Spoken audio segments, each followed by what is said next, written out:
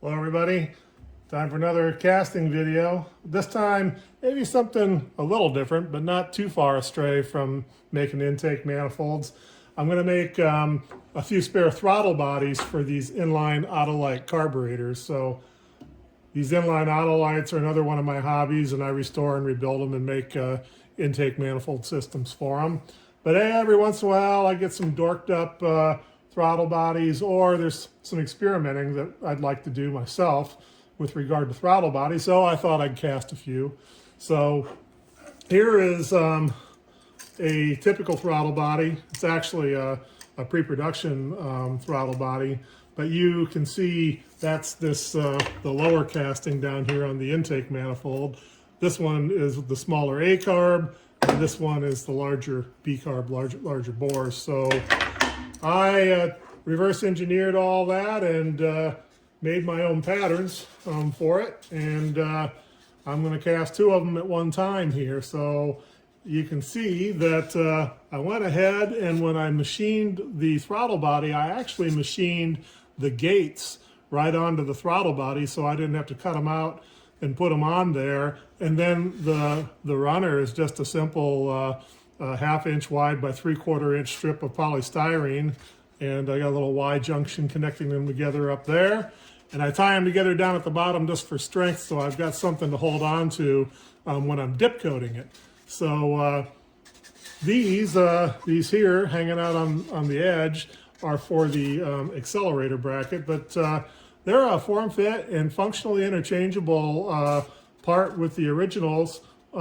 Very, very similar in appearance to the originals. I mean, maybe some people wouldn't recognize the differences, but I will. But they're a relatively small part, and it's winter time, and I've been cutting foam and making patterns, and we're going to have some warm weather, especially for February. Going to be in the mid 50s or 50 degrees Fahrenheit here, and in the Midwest in February, that's freakishly warm. So I'm going to try to take advantage of that and do some casting. So stay tuned, and I'll take you through the various steps of the process. My last few videos I've taken to concentrating more on the downstream processes. If you want to see how I CNC the foam patterns, there's a slew of other videos if you take a look at my channel of other intake manifolds, where I include lots of details on machining the patterns. So stick around, and I'll take you from this point to where they become metal, and we can pick it up from there. Stay tuned. All right, well, I've been doing some other parts, so I've already mixed up the vat with my trusty 3-wheel paddle here, and got the refractory coating good and homogeneous on that. Then I also spritz down the pattern with this soapy water. It's Dawn dishwashing detergent and water, which is a surfactant, and that helps the refractory coating lay down on the styrofoam pattern, which is very water repellent, and it breaks the surface tension so you don't get all those little nasty BBs and bubbles. So yeah, outside of that, I think I'm just going to go ahead and dip it.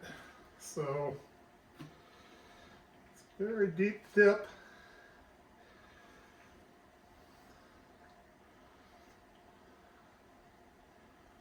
All right. Very heavy right now. I always worry a lot about it breaking and falling.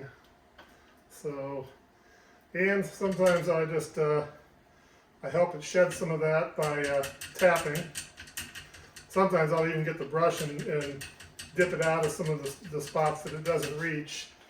And it's also not completely uncommon for there to be some crevices that are vapor locked and they don't get filled with slurry. And if that's the case, you can touch them up after the fact, after it dries. It's very, very forgiving.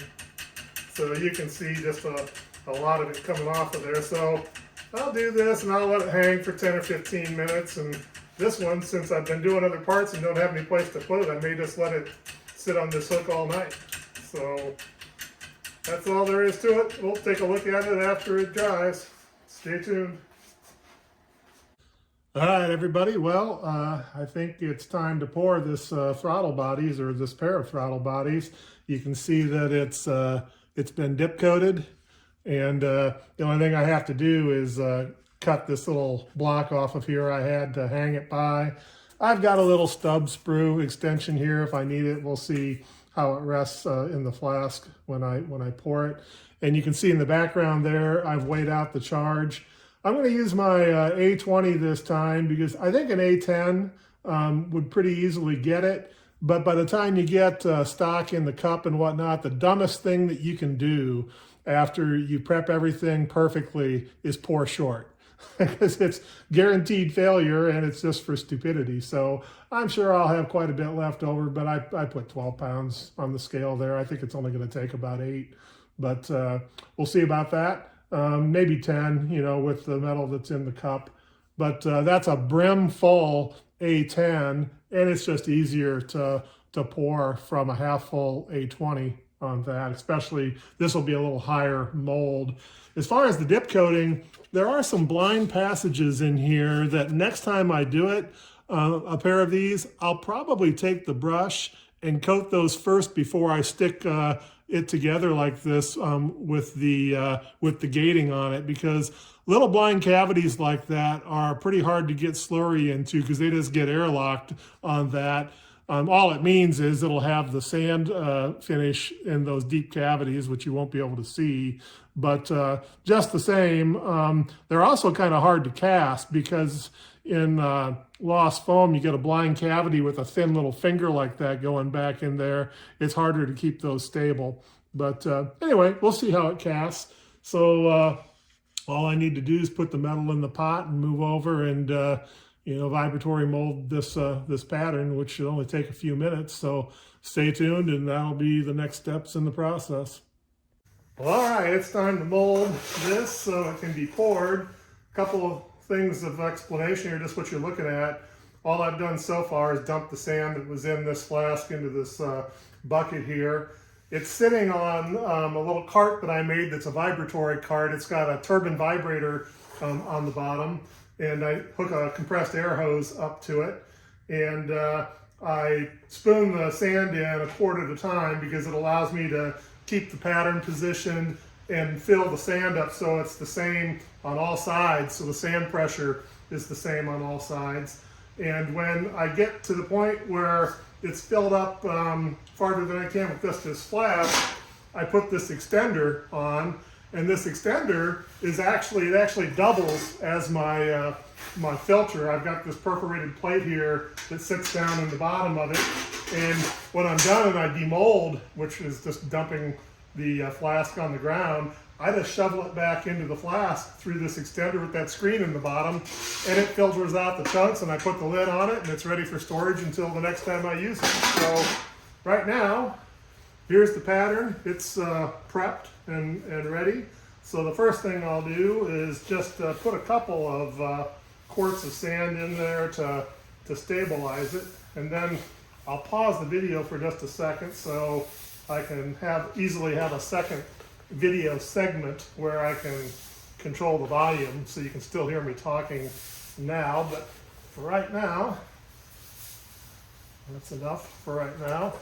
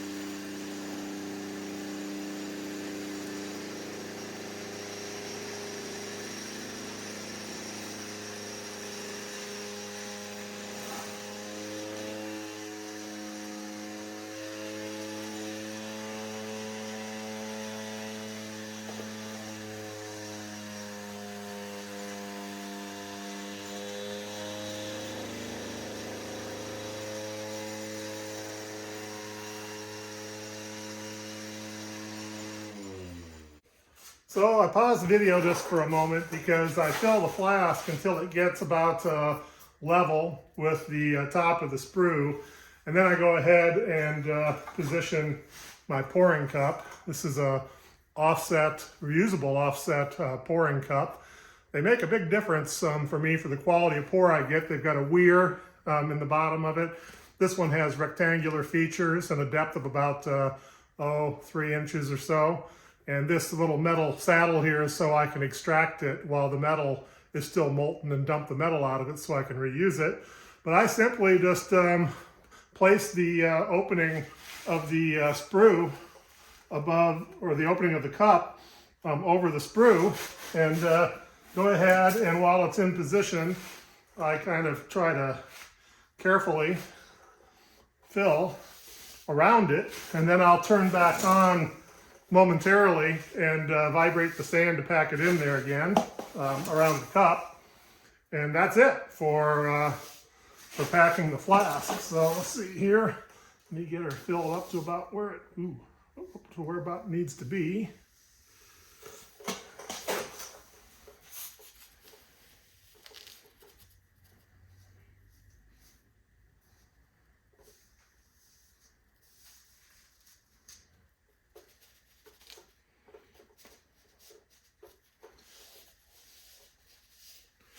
All right, so just a second here, and I'll just do the last couple minutes of vibration, and we'll have a look at the mold.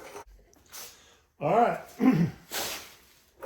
Well, there, as you can see it, it's completely molded and ready to go. It really doesn't take much for lost foam to mold a pattern when you got a rig like that. And it could go a lot faster too if, you know, I'm a little bit more careful about ladling the sand in a quart at a time.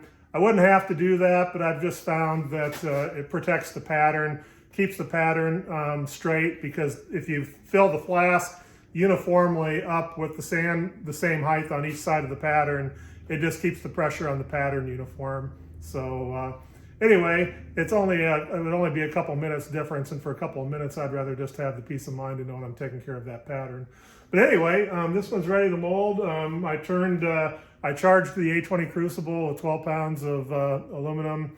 I turned the furnace on when I started, just before I started the molding process. So in just a few minutes here, it ought to be ready to pour. And I'm just going to leave the furnace in place here in the garage and walk out the crucible after I take it out of the furnace, wheel this outside and pour it in my driveway. It's winter time here in the Midwest, and we got an unseasonably warm day, though. It's in the mid-50s, so it's awesome out there, but there is some water on the concrete, so I need to be careful to make sure that I stay away from that.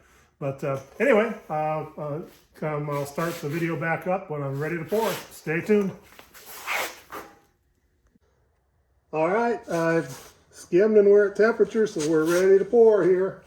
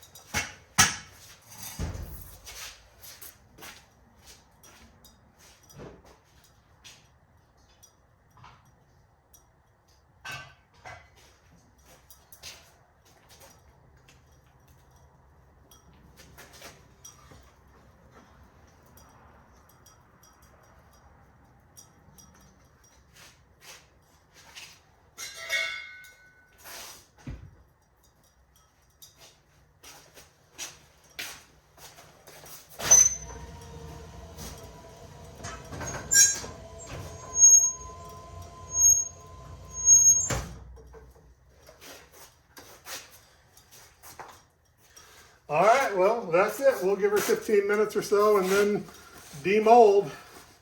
Staying by. All right, well, we're ready to demold here.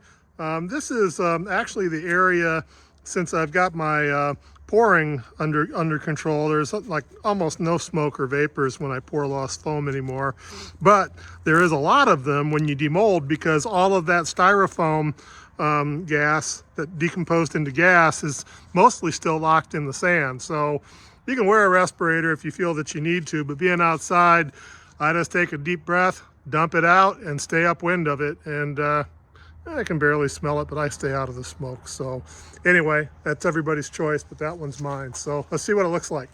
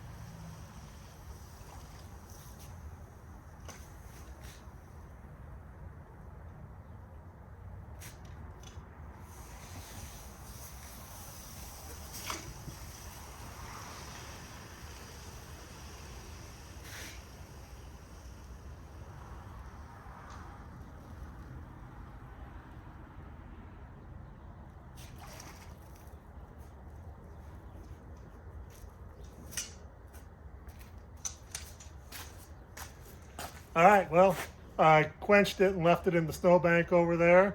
I'll wait for it to cool the rest of the way and we'll have a look at it. I'll probably just go ahead and degate it if it looks all right, and then we can look at the casting after it's degated.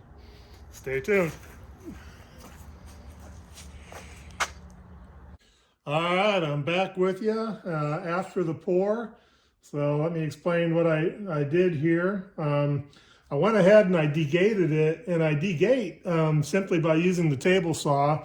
I set the flat sides against the fence and just set the blade high enough to cut through the little 5/8 feeders.